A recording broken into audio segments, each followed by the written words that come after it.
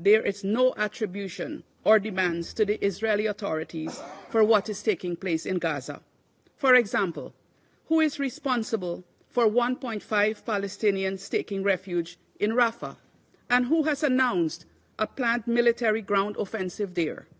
To whom is the demand for compliance with obligations under international law regarding the protection of civilians and civilian objects, humanitarian access, and the protection of humanitarian relief and medical personnel, their assets and infrastructure applicable?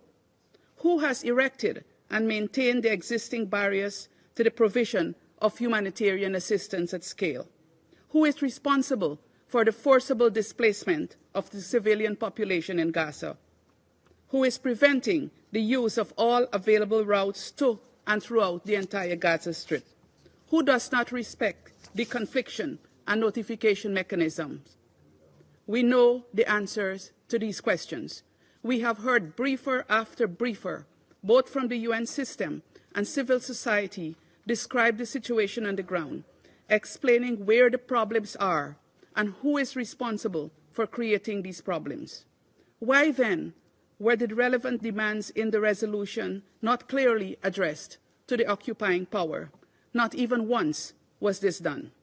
Indeed, if one were to read this resolution without background knowledge, it would be difficult to ascertain which party in this conflict is committing the atrocities in Gaza, atrocities which necessitated this draft resolution being put forward.